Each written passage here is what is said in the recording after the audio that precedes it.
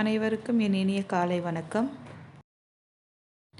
இன்று நாம் பார்க்க போவது இலக்கண பகுதி. இலக்கணம் என்றால் என்ன? ஒரு மொழியை தெளிவாக பேசவும் எழுதவும் பயன்படுவது இலக்கணம் என்று சென்ற வகுப்பிலேயே நீங்கள் படித்திருப்பீர்கள் இல்லையா? இலக்கணம் எத்தனை வகைப்படும்? இலக்கணம் 5 வகைப்படும். எழுத்து, சொல், பொருள், யாப்பு, அணி. இதில் எழுத்து, சொல் இது 2 பற்றியும் நீங்கள் ஏற்கனவே பார்த்திருப்பீர்கள். எழுத்து என்பது உயிரெழுத்து, மெய்யெழுத்து, உயிர்மெய் எழுத்து, சார்பெழுத்து இதெல்லாம் ஏற்கனவே படித்திருப்பீர்கள் இல்லையா? அது எழுத்து. அடுத்து சொல் என்பது 2 வகையாக பிரிக்கிறார்கள். இலக்கண முறைப்படி ஒன்று, இலக்கிய முறைப்படி ஒன்று. இலக்கணத்தில் என்னென்ன வரும்? பெயர்ச்சொல், வினைச்சொல், இடைச்சொல், உரிச்சொல். இலக்கிய முறையில் பார்த்தீங்கன்னா இயற்சொல், திரிசொல், திசைச்சொல், வடச்சொல் இல்லையா? இதெல்லாம் நீங்கள் சின்ன கிளாஸ்லேயே படிச்சிருப்பீங்க. அடுத்து நம்ம இப்போ பார்க்க போகிறது பொருள் இலக்கணம். பொருள் இலக்கணம் என்றால் என்ன? அடுத்து வரக்கூடிய யாப்பு, அணியெல்லாம் நீங்கள் இனி வரக்கூடிய வகுப்பில் படிப்பீங்க. இப்போ நம்ம படிக்க போகிறது பொருள். பொருள் என்றால் என்ன? பொருள் என்பது ஒழுக்க முறை.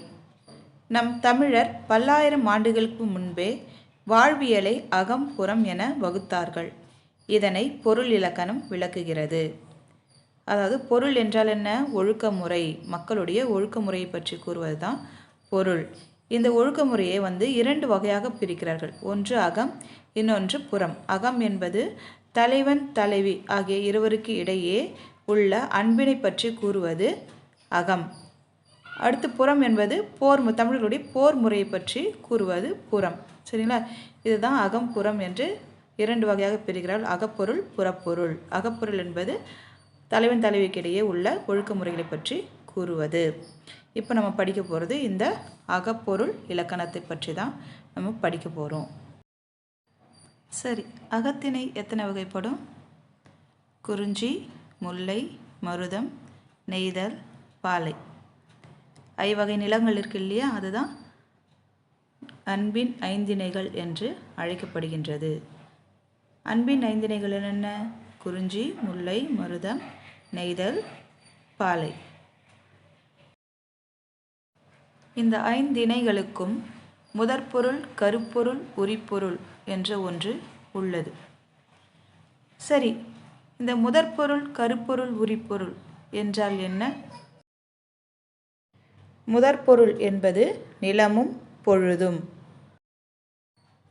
கருப்பொருள் என்பது தெய்வம், மக்கள், உணவு, விலங்கு, பூ, மரம், பறவை, ஊர், நீர், பறை, யாழ், பண், தொழில் ஆகியவற்றை குறிக்கக்கூடியது கருப்பொருள் ஆகும். அடுத்து உரிப்பொருள்.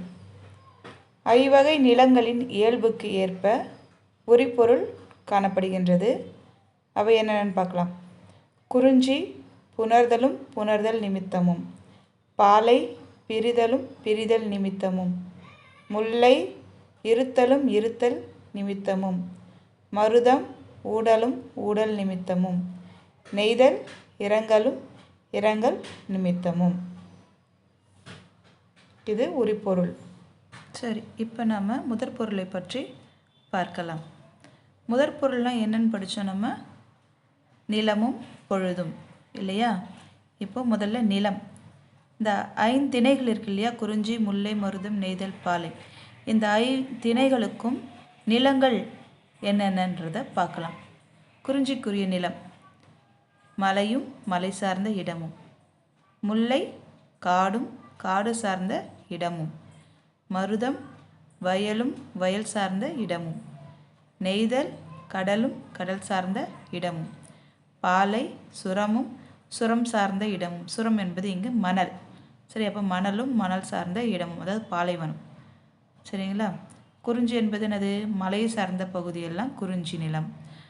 முல்லை என்பது காடு சார்ந்த பகுதி எல்லாமே முல்லை. வயல் சார்ந்த பகுதி எல்லாமே மருதம். கடல் சார்ந்த பகுதிகள் எல்லாமே நெய்தல். இந்த பாலைவனம் தான் நம்ம பாலை என்று கூறுகிறோம். இதுதான் நிலம், முதற்பொருளில் வரக்கூடிய நிலம். அடுத்து பொழுது. பொழுதை 2 வகையாக பிரிக்கிறார்கள். ஒன்று பெரும்பொழுது, இன்னொன்று சிறுபொழுது. பெரும்பொழுது என்பது ஓர் ஆண்டின் 6 கூறுகள். அதாவது ஒரு வருஷத்தை 6ஆக பிரிக்கிறாங்க. 2 மாதமாக பிரிக்கிறாங்க. 2 மாதத்திற்குரிய அந்த காலம் என்னென்ன காலம் என்பதை நாம் பார்க்கலாம். என்னென்ன காலம்? 6 காலங்கள்: கார்காலம், குளிர்காலம், முன்பனிக்காலம், பின்பனிக்காலம், இளவேநீர் காலம், முதுவேநீர் காலம் என்று 6 வகையாக பிரிக்கிறாங்க. இதில் குளிர்காலம் ஆவணி, புரட்டாசி. அடுத்து குளிர்காலம் என்பது ஐப்பசி, கார்த்திகை. முன்பனிக்காலம் மார்கழி, தை. பின்பனிக்காலம் மாசி, பங்குனி. இளவேநீர் காலம் சித்திரை, வைகாசி. முதுவேநீர் காலம் ஆனி, ஆடி. அடுத்து சிறுபொழுது. சிறுபொழுது என்பது ஒரு நாளின் 6 கூறுகள். அதாவது 24 மணி நேரம் என்று சொல்கிறோம் இல்லையா ஒரு நாள். அந்த ஒரு நாளினுடைய 6 கூறுகள் 6ஆக பிரிக்கிறாங்க. அந்த ஒரு நாளை 6ஆக பிரிக்கிறாங்க. அதுதான் சிறுபொழுது. அது என்னன்னு பார்க்கலாமா? முதல்ல காலை. காலை என்பது காலையில் 6 மணி முதல் 10 மணி வரை காலை என்று கூறுகிறார்கள். அடுத்தது நண்பகல். நண்பகல் என்பது 10 மணி முதல் 2 மணி வரை. அடுத்து ஏற்பாடு. ஏற்பாடு என்பது பிற்பகல் 2 மணி முதல் 6 மணி வரை. இந்த ஏற்பாடு என்பது எல் கூட்டல் பாடு என பிரிக்கிறார்கள். எல் என்பது சூரியன், பாடு என்பது சூரியன் மறையும் நேரம். அதாவது ஏற்பாடு என்பது சூரியன் மறையும் நேரத்தை தான் இங்கே ஏற்பாடு என்று கூறுகிறார்கள். அடுத்து மாலை. மாலை என்பது மாலை 6 மணி முதல் இரவு 10 மணி வரை மாலை. யாமம். யாமம் என்பது இரவு 10 மணி முதல் இரவு 2 மணி வரை. அதாவது யாமம் என்பது நள்ளிரவு. சரியா? நள்ளிரவு 10 மணி முதல் 2 மணி வரை என்பது தான் நள்ளிரவு இங்கே. அடுத்து வைகறை. வைகறை என்பது என்ன? விடியற்காலை சொல்லுவோம் இல்லையா? அந்த விடியற்காலை மணி என்ன? இரவு 2 மணி முதல் காலை 6 மணி வரை வைகறை. இப்படி தான் இந்த பொழுதை பிரிச்சிருக்காங்க. பெரும்பொழுது, சிறுபொழுதை பிரிச்சிருக்காங்க. 6 கூறுகளாக பிரித்திருக்கிறார்கள். புரிகிறதா மாணவர்களே?